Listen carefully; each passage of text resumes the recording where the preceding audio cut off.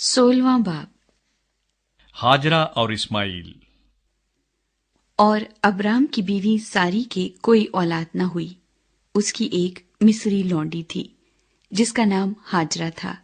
और सारी ने अब्राम से कहा कि देख, खुदावंद ने मुझे तो औलाद से महरूम रखा है, सो तू मेरी लौंडी के पास जा, शायद उससे मेरा घर आबाद हो। और अब्राम ने सारी की बात मानी। और अब्राम को मुल्क कैनान में रहते 10 बरस हो गए थे जब उसकी बीवी सारी ने अपनी मिस्री लौंडी उसे दी कि उसकी बीवी बने। और वो हाजरा के पास गया और वो हामला हुई। और जब उसे मालूम हुआ कि वो हामला हो गई तो अपनी बीबी को हकीर जानने लगी।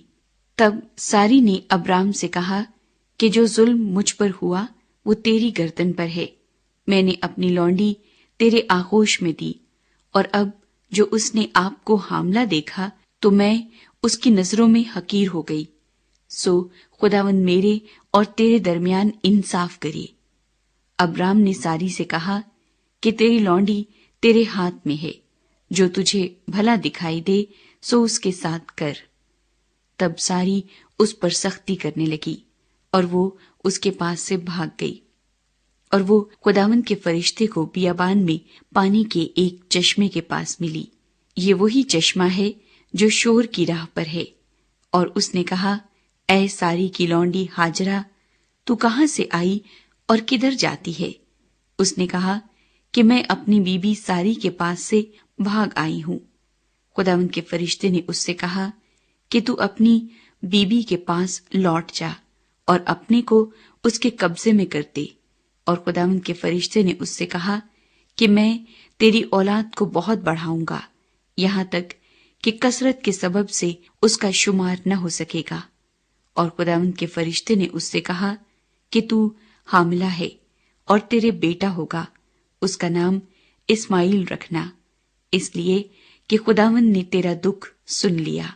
वो गोरखर की तरह आजाद मर्द होगा, उसका हाथ सबके खिलाफ और सबके हाथ उसके खिलाफ होंगे, और वो अपने सब भाइयों के सामने बसा रहेगा। और हाजरा ने खुदावंद का, जिसने उससे बातें की, अतायल रोई नाम रखा, यानी ऐ खुदा तू बसीर है, क्योंकि उसने कहा, क्या मैंने यहाँ भी अपने देखने वाले को जाते हुए देखा?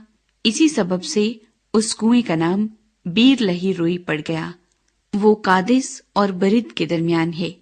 और अब्राम से हाजरा के एक बेटा हुआ, और अब्राम ने अपने उस बेटे का नाम जो हाजरा से पैदा हुआ इस्माइल रखा।